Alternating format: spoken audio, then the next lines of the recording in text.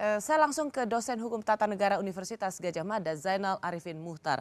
Apakah Anda juga melihat bahwa mereka yang menolak selama ini belum membaca? Karena saling meledek nih. Buat mereka yang menolak dianggap baca dulu baru nolak. Sama persis dengan mereka yang menolak, meledek juga buat mereka yang mendukung. Udah baca belum? Apakah inti soalnya adalah memang kita semua belum tahu betul-betul pasal demi pasal yang disahkan di Undang-Undang Cipta Kerja? Baik, makasih Mbak Rosi.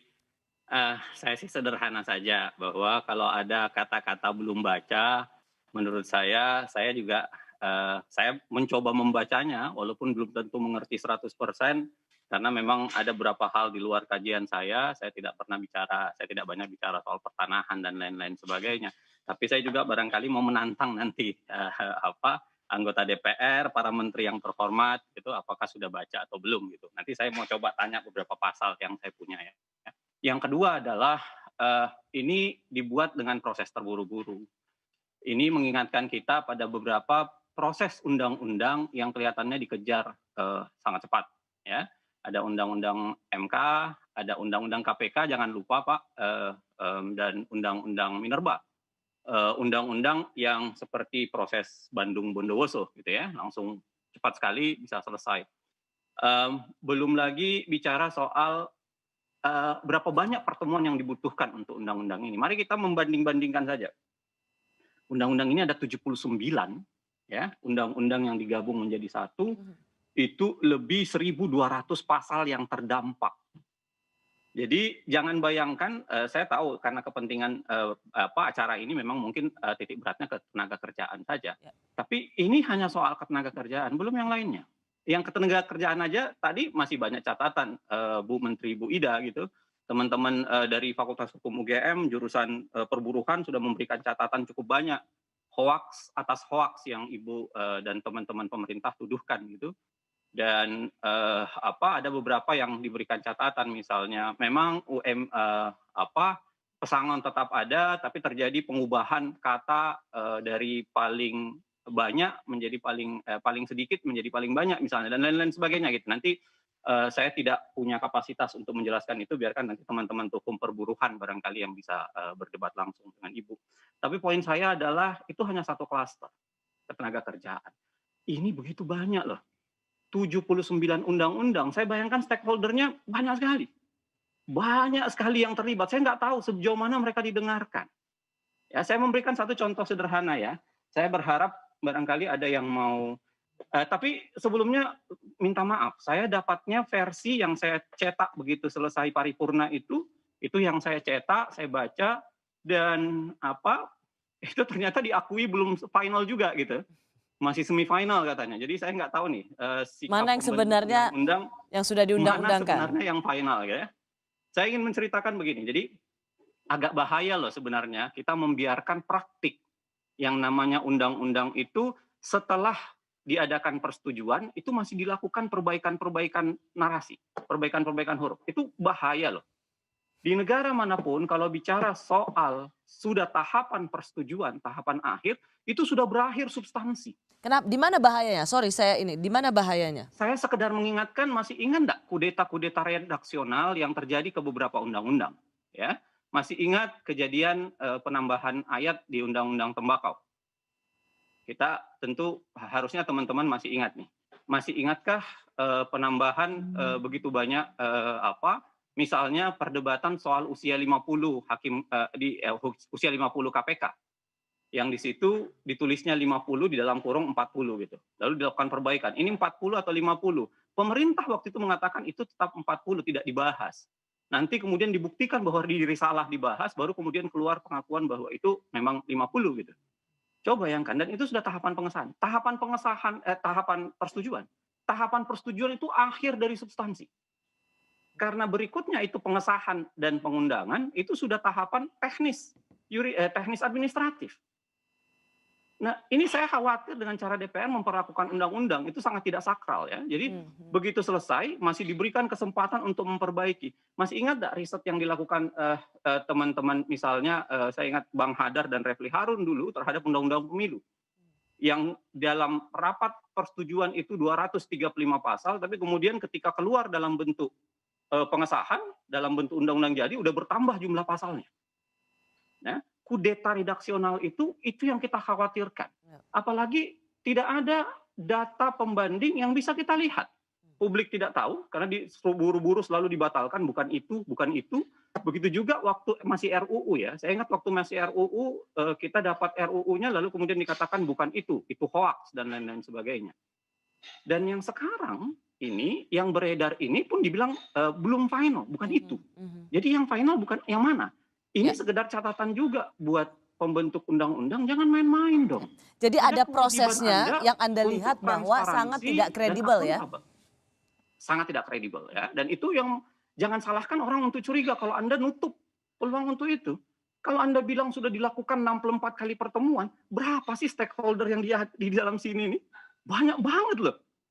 Jangan misalnya ya, nanti saya sebutkan pasalnya. Saya minta pendapat Pak Adgas dan lain-lain sebagainya yang paham di sini.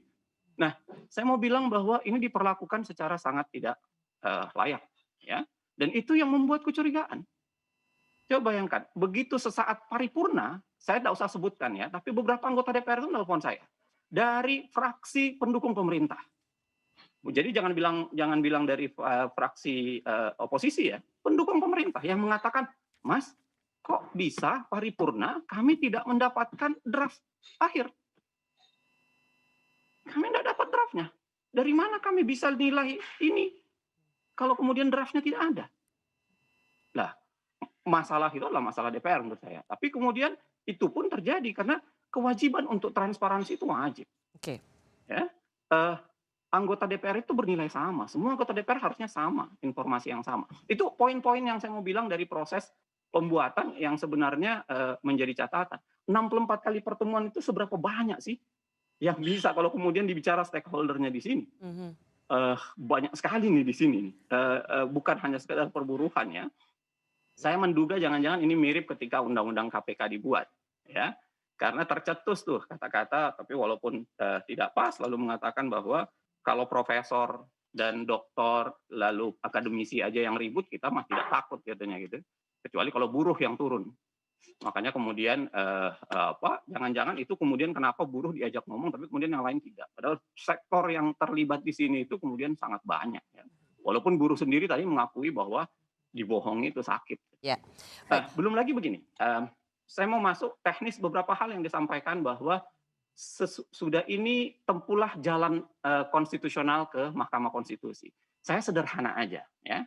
Tolong kita membacanya bukan hanya sesederhana MK, tapi baca hanya beberapa hari sebelum undang-undang ini diparipurnakan, DPR dan pemerintah menyepakati revisi Undang-Undang MK. Ya, yang di dalamnya nyaris tidak ada isinya karena hanya meluruskan hasil-hasil putusan MK. Saya mengatakan nyaris tidak ada isinya. Kenapa? Ya karena walaupun tidak dibuat jadi undang-undang kan undang-undangnya sudah hilang dengan sendirinya karena MK sudah batalkan. Tetapi isinya itu hanya perpanjangan usia hakim konstitusi. Jadi kayak hakim hubungannya apa dengan Omnibus Law ini? Jadi maksud saya mirip hakim konstitusi dikasihin dulu pil tidur. Ya, dikatakan Anda tidak usah ngapa-ngapain, Anda udah panjang sampai 70 tahun atau sampai 15 tahun masa berbakti di Mahkamah Konstitusi. Jadi semacam apa ya? Kayak obat tidur buat MK ya. Ini nih. Silahkan nanti Anda menyidangkan undang-undang lain tapi kemudian itu ada. Dan cerita di balik bagaimana pertemuan hakim bla bla dan sebagainya itu ada beredar di publik. Allah alam benar atau tidaknya. Tapi maksud saya adalah itu yang membuat masyarakat sipil ini bukan tidak mau mengajukan hal yang konstitusional ke MK, tapi kita berpikir 2-3 kali berhadapan dengan MK. Kenapa? Soalnya ada itu. Nah, saya mau bicara lagi begini. Kalau kita bicara soal politik hukumnya, jelas nanti biar Bang Faisal lah. Ya, tapi menurut saya jelas kelihatannya politik hukumnya hanya bicara untuk menguatkan investasi, lalu kemudian menginjak hak-hak asasi, lingkungan, yang juga mungkin jangan saya lah yang ngomong lingkungan ya, tapi teman-teman di hukum lingkungan barangkali bisa bicara itu, pertanahan, ya, Profesor Maria S.W. Sumaryono, orang yang sangat dihormati, sangat ngelotok di wilayah pertanahan itu, sampai mengatakan, apa, ini yang bikin pernah sekolah atau enggak sih sebenarnya gitu, karena Ya, Bung Uceng, isinya sangat berantakan gitu. clear. Maksud saya beginilah, Eh, ya, substansi kalau selalu dikatakan udah baca belum, ya. saya mau nanya nih misalnya ya, draft Jadi yang saya pegang saya mau tanya dulu nih, itu yang saya mau tanyakan pada Anda. Jadi ya, yang Anda kritik itu prosesnya atau substansinya? itu adalah satu kesatuan sebenarnya ya. UGM sendiri sedari awal sudah memberikan catatan. Jadi waktu draft awal tahun bulan Februari kami sudah memberikan catatan, kami berkumpul begitu banyak profesor dan doktor di UGM, kami memberikan catatan banyak dan hasilnya juga sudah kita serahkan kepada pemerintah gitu. Dan hasil itu ya ada yang bergeser, tapi tidak banyak yang kemudian tidak bergeser, tidak mengalami perubahan. Dan itu yang membuat kita melihatnya bahwa secara substansi sebenarnya tidak ada upaya mendasar untuk melakukan perbaikan dari RUU ini. Ya. Eh, apa yang paling penting sebenarnya adalah soal keterlibatan itu tadi, yang kemudian nyaris tidak ada, soal jumlah yang besar, nauzubillah, dan satu lagi kita bicara soal aturan main. Oke. Ya. Aturan main yang ada dalam penyusunan undang-undang itu adalah Undang-Undang 12 2011. Oke. Ya. Dan Undang-Undang 12 2011 tidak menganut konsep pengubahan ala omnibus. Baik. Yang ada itu adalah single tema untuk satu undang-undang, dan dengan ketiadaan aturan main itu kemudian menjadi rancu karena kemudian DPR seakan-akan bergerak dengan koridornya sendiri. Tidak ada aturan main yang jelas, padahal aturan formil itu penting. Baik. Ya. Saya mau Formil masuk itu ke untuk menegakkan material. baik. Saya mau sampaikan satu hal lagi, Mbak. Mungkin Sebelum agak nanti singkat ya akan supaya misalnya saya berikan kesempatan kepada Ketua Balik DPR. Oke, satu pertanyaan, saya titip pertanyaan untuk Pak Andi Atgas kalau begitu. Kalau dianggap kita semua tidak baca, ada satu pasal yang saya mau tunjukkan, ya, itu pasal soal pengubahan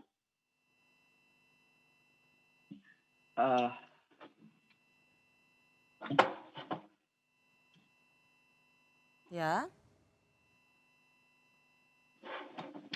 apa suara saya Bisa, aman. Saya sedang menunggu. Pasal apa? Saya kedengaran, Mbak Ya. Rosi? Ya. Bung Uceng, silakan. Baik, saya ingin bacakan ada pasal di soal yang mengubah ketentuan undang-undang soal PPH. Ya, di situ ada pasal yang mengatakan yang menjadi objek pajak penghasilan itu adalah setiap tambahan kemampuan bla bla dan lain sebagainya, sehingga yang dimaksudkan termasuk pajak itu, wajib pajak itu bukan hanya sekedar penerimaan, upah, tunjangan, honorarium, bonus, ada kata gratifikasi di situ. Jadi gratifikasi dipajakin. Ya. Padahal itu bagian dari korupsi.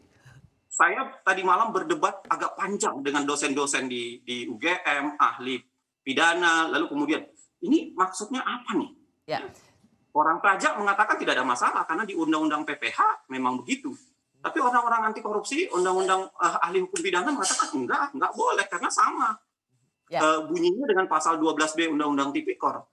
Ada lagi yang mengatakan enggak, di UNCIC dilarang loh yang seperti ini. Nah, saya pertanyaan, dan ini pasal ini itu tidak ada dalam DIM pemerintah dan DIM DPR. Nah, bayangkan untuk pasal sesederhana ini saja, perdebatannya bisa panjang di antara kami. Apakah berarti DPR juga sepanjang itu ketika menyusun? Ataukah langsung main terabas saja keluar? Karena ini tidak ada di DIM malah. Nah, itu yang saya ingin katakan. Sekedar contoh kasar saja, sesuatu yang tidak diperdebatkan oleh DPR saja, itu ternyata sangat panjang diperdebatkan oleh para ahli hukum. Ya, oke. Jadi, dan itu tidak masuk di DIM. Jadi apa kualitas perdebatan? Yang kontroversi pasti diperdebatkan. Yang tidak kontroversi aja kualitas perdebatannya itu panjang di antara kami. Bagaimana kemudian Anda menyikapi secara sederhana lalu mengatakan kami sudah paham 100% isinya, kami paham detail, dan itulah sebabnya kenapa kemudian harus dibuat. Itu hanya contoh kecil, Mbak Rosi.